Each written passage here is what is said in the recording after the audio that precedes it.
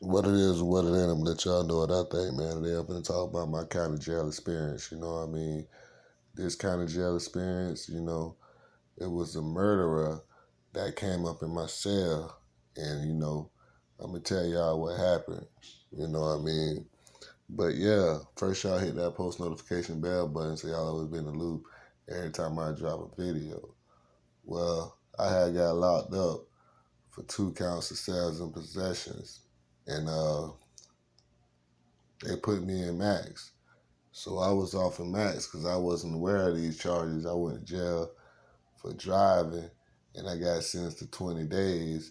And on my last day, I got called for advisory the day before I was supposed to get out, and I got hit with new charges. So they ended up putting me off in max.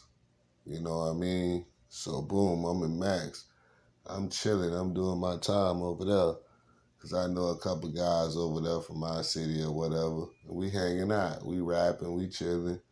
And I was doing dead time. Cause at the time, my bond was like 1,500 per sales. And then I had like a VOP so I couldn't go nowhere.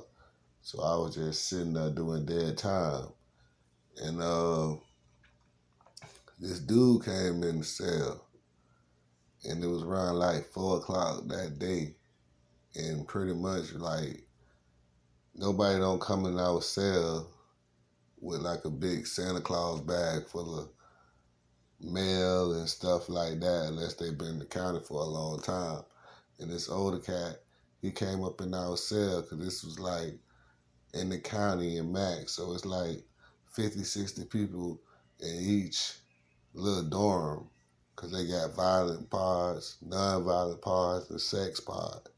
So I was in a non-violent pod. You know what I mean? So the dude come through and, he threw his stuff in the middle of the floor like, what's up? So everybody was asking him, man, where you came from? He was like, man, I just came from the other part of the jail, which was the good part. You know what I mean? So he came from the medium side, low custody side, and, they put him in max. So we was just asking him questions and stuff. He was telling us how it was over there because he had a trustee job and, you know what I mean, he got rolled up and sent over to our cell. So boom, he was trading uh, noodles and stuff like that for our canteen because we get different type of canteen and stuff. And when nighttime came, they used to tell us to get in the cells because it's time for lockup. Because in Max, they got a lot of doors up. But in the daytime, you're free to walk around in the day room. And the cell was so packed that everybody had a room except the new dude that came in. He was the only one that slept in the day room when we was locked up. They had a boat out there for him. So boom, like 9 o'clock, 9:30, they shut the bars and told us to get ready to get in there for lockdown. So that's when everybody got to go in there and get locked down for the rest of the night. And all the rooms got one room, there's like two rooms connected off one door. So you go in one room, you got another room connected to it. It's two rooms sharing one uh, bathroom. It's like it's 4 bunks in one room and it's 3 bunks in another. But you can put a boat in one of the rooms. So it's like 7 people can get in there. 7, 8 people. It's really 3 on 3. One single bunk and two big bunks in one room.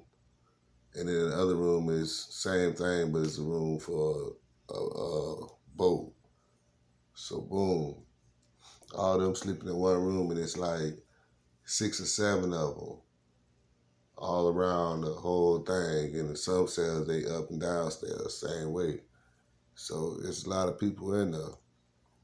And everybody went in for lockdown.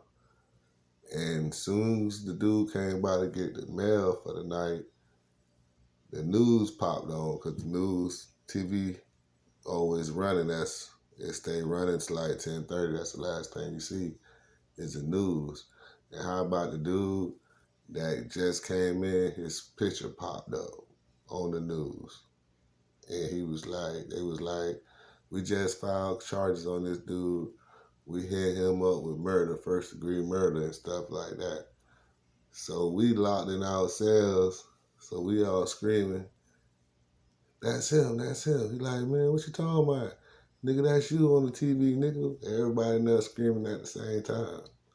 So he like, no, that ain't me, that ain't me. So we shaking the cells, the bars. Everybody saying at one time, nigga, we gonna kill you, nigga, we gonna kill you. And then after the news went off, everybody laid down and went to sleep. And we woke up in the morning, dude had left. He checked in the middle of the night when the guard was doing the count time. He stayed up and he got checked up out of there because he was scared that we was gonna kill him. 5 o'clock in the morning when they popped the doors so we can go out to breakfast.